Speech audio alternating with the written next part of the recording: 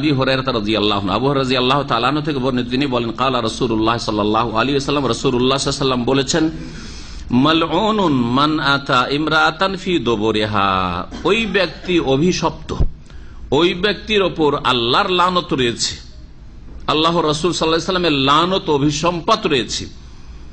কে সেই ব্যক্তি? মান আতা ইমরাতান, যেই ব্যক্তি স্ত্রীর কাছে আগমন করে, ফি দুবুরিহা, তার পায়ুপথে, পায়ুপথে যদি তার যৌন ক্ষুধা নিবৃত করে, যৌন ক্ষুধা দূর করে, আল্লাহ পাক যেই পথ দিয়েছেন সেই পথকে উপেক্ষা করে, তাহলে সেই স্বামী, সেই পুরুষ হচ্ছে মালাউন।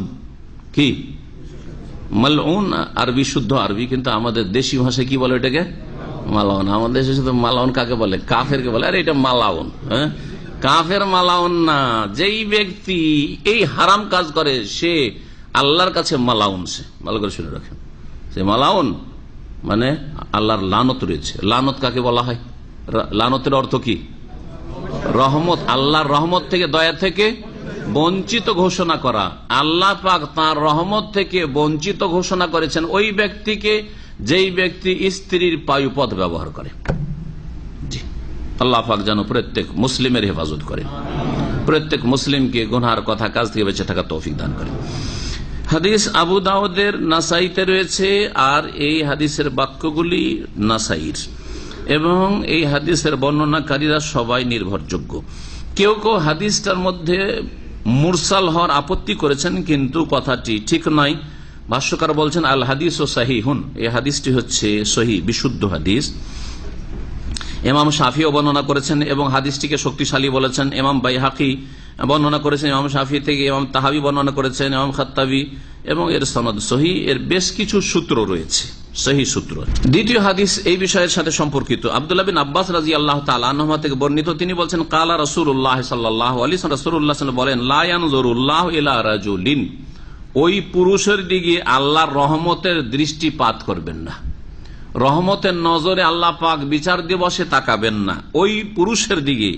আতা রাজুলান, যেই পুরুষ অন্য কোন পুরুষের সাথে সমকামিতায় লিপ্ত হইল, হ্যাঁ, যেই পুরুষ অন্য কোন পুরুষের পায়ুপথে আগমন করল, আও ইমরাআতান, অথবা স্ত্রীর পায়ুপথে আগমন করল, যৌন ক্ষুধা দূর করল, আও আতা ইমরাআতান ফি দুবুরিহা, কোন স্ত্রীর, নিজের স্ত্রীর অথবা অন্য কোন পুরুষের যদি পায়ুপথে নিজের যৌন ক্ষুধা দূর করে, তার উপর কিয়ামতের দিন আল্লাহ পাক রহমতের নজর দেবেন না। তার মানে আল্লাহ পাকের কি হইতে থাকবে? তার উপর গজব হইতে থাকবে, ক্রোধ হইতে থাকবে। রহমতের বিপরীত হচ্ছে গজব।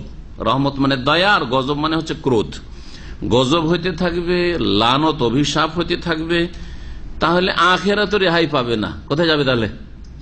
আল্লাহর রহমত হবে না, তো জান্নাতে যেতে পারবে? কারণ জান্নাত মানুষ নিজের আমল দিয়েও যাবে না। নবী সাল্লাল্লাহু আলাইহি ওয়াসাল্লাম হাদিসে বলেছেন আমলটা রহমত পাওয়ার উপায়, কিন্তু কি দিয়ে জান্নাতে যাবে? হ্যাঁ, লাইন ইয়াদখুলা আহাদুম মিনকুম আল জান্নাহ ইল্লা বিরহমাতিহি, তোমাদের কোন ব্যক্তি জান্নাতে যেতে পারবে না আল্লাহর রহমত ছাড়া। নবী করিম সাল্লাল্লাহু আলাইহি ওয়াসাল্লাম হাদিস, আল্লাহর রহমত ছাড়া। সাহাবারা জিজ্ঞাসা করে, ওয়ালা আনতা ইয়া রাসূলুল্লাহ, আপনি আল্লাহ রাসূল, আপনার আমল দিয়ে, আপনার দাওয়াত দিয়ে, আপনার ইসলামের এই খেদমত দিয়ে, তারপরে আপনি আপনার আমল দিয়ে জান্নাত যেতে পারবেন না? নবী সাল্লাল্লাহু আলাইহি ওয়াসাল্লাম বললেন, ওয়ালা আনা, আমিও পর্যন্ত, ইল্লা ইয়াতাগাম্মাদানি আল্লাহু বিরহমাতিন মিনহু ওয়া ফাদলিন, তবে আল্লাহ যদি তার রহমতে এবং তার অনুগ্রহে আমাকে তিনি ঢেকে নেন, তাহলে আমি জান্নাতে যেতে পারবো। এই হচ্ছে দিন। আল্লাহ পাকের রহমত ছাড়া জান্নাতে যাওয়া যায় না। এটা তো আখিরাতের বিষয়। দুনিয়ায় সমকামী পুরুষের শাস্তি, সমকামিতায় লিপ্ত পুরুষের শাস্তি, নবী করিম সাল্লাল্লাহু আলাইহি ওয়াসাল্লাম বলেছেন, যদি তোমরা এমন কোন ব্যক্তিকে পাও যারা কি করে, সমকামিতায় লিপ্ত হয়, ইযা রাআইতুম মান ইয়ামালু আমালা কওমে লূত, যদি তোমরা দেখতে পাও এমন কোন ব্যক্তিকে, ধরা পড়ে তোমার এমন কোন ব্যক্তি, যেই ব্যক্তি লূত আলাইহিস সালামের জাতির জঘন্য নিকৃষ্ট পাপে লিপ্ত, সমকামিতায় লিপ্ত, তো নবী সাল্লাল্লাহু আলাইহি ওয়াসাল্লাম কি বলছেন? ফাকতুলুল ফাইলা ওয়াল মাফুলা বিহি, যে এই কাজ করে আর যার সাথে করা হয়, দুইজনকেই হত্যা করো। দুইজনকে কি করো? হত্যা করো। ফাকতুলু, নবী সাল্লাল্লাহু আলাইহি ওয়াসাল্লাম বলছেন হত্যা করো। ব্যভিচারের ক্ষেত্রে পুরুষ নারীকে দুই ভাগ করা হয়েছে, তাই না?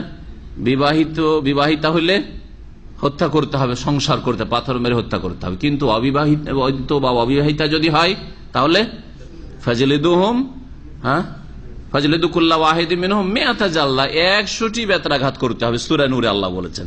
কিন্তু সমকামিতার ক্ষেত্রে বিবাহিত না অবিবাহিত কোনো পার্থক্য করা হয়নি।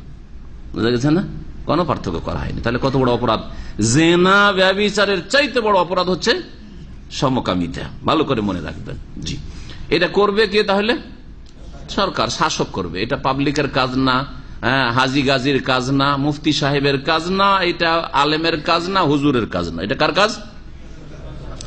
ইমামে আজম মানে দেশের যে শাসক, দেশের শাসক, রাষ্ট্রপতির কাজ, প্রধানমন্ত্রীর কাজ, যাকে আল্লাহ পাক নেতৃত্ব দিয়েছেন, অথবা যে দেশে রাজা রয়েছে, রাজা বাদশার কাজ, তার কাজ, মুসলিম শাসকের কাজ, এক কথায়। তাদের উপরে এই বিধানের বাস্তবায়ন করা ফরজ। সমকামিতায় কেউ লিপ্ত হলে দুইজনকে হত্যা করতে হবে। কারণ দুইজনের একজন থেকে যায়, তাহলে কি হবে? একমাত্র একটি ক্ষেত্রে যদি কারোর উপর জবরদস্তি করা হয়, সেটা আলাদা কথা, ব্যতিক্রম। যার উপর জবরদস্তি করা হয়েছে সুতরাং সে নির্দোষী। কিন্তু জবরদস্তি নয়, দুইজনের সম্মতিতে যদি সমকামিতা হয়, তাহলে দুইজনকে কেন হত্যা করতে হবে? রেখে দিলে এই রোগটি হচ্ছে কেমন ভাইরাসের মতো সংক্রামক রোগ। এরাকে দেখলেই কথা মনে পড়ে যাবে। আর যাদের ইমান দুর্বল, চরিত্র দুর্বল, তারা এই কাজে লেগে যাবে। কারণ বিবাহ করলে দায়িত্ব নিতে হবে, বিবাহ করলে আবার ছেলে মেয়ে হয়ে যাবে, তারপর স্ত্রী আবার বেঁধে দিবে, হাত পা বেঁধে দিবে, তুমি বাইরে যেতে পারবে না, এখানে যেতে পারবে না, সেখানে যেতে পারবে না, খোঁজ খবর নেবে। আর এতেই কাজ চলছে না।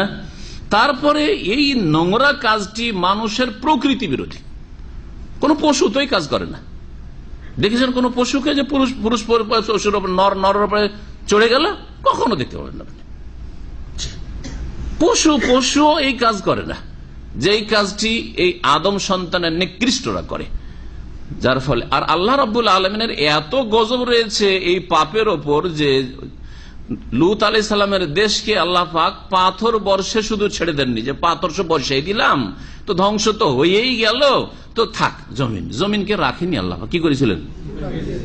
জিবরাইল আলাইহিস সালামকে দিয়ে আল্লাহ পাক উল্টে দিয়েছিলেন, যে এই নাপাক জমিনকে রাখাই যাবে না, একবারে পাতালে নামিয়ে উল্টে পাল্টে রেখে দিলেন।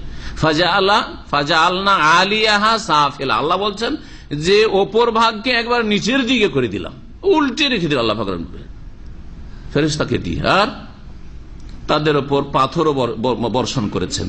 আর তারপরেও যে উল্টে দিয়ে জমিন থাকবে, তারপর কেউ ওই জায়গায় বসবাস করা শুরু করবে, তাও আল্লাহ রাখেননি, ওটাকে সাগর বানিয়ে দিয়েছেন। ওই সাগরের নাম জানেন? কোন সাগর? মৃত সাগর, আল বাহরুল মাইয়িত। আরবিতে বলা, ওটা কি বলা হয়? আল বাহরুল মাইয়িত, মৃত সাগর, ডেড সি।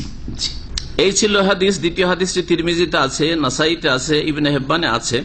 এবং হাদিসটিকে কেউ কেউ মওকুফ বলেছেন, মানে আব্দুল্লাহ বিন আব্বাসের উক্তি বলেছেন, কিন্তু হাদিসটি হাসান সনদের দিক থেকে। এবং বলছেন ভাষ্যকার যে যা মিন তরকিন কাসির আন জামাতি মিনাস সাহাবা, এই হাদিসটি শুধু আব্দুল্লাহ বিন আব্বাস থেকে না, অনেকগুলি সূত্র থেকে বেশ কিছু সাহাবায়ে কেরাম, একদল সাহাবায়ে কেরাম থেকে বর্ণিত হয়েছে, যাদের একজন ওমর আমিরুল মুমিনিন, আলী, আব্দুল্লাহ মাসউদ, জাবের, আব্দুল্লাহ বিন আব্বাস, আব্দুল্লাহ বিন ওমর, বারা বিন আযিব, আনাস, আবু যার, উকবা বিন আমির, আলী বিন তালাক বিন আলী।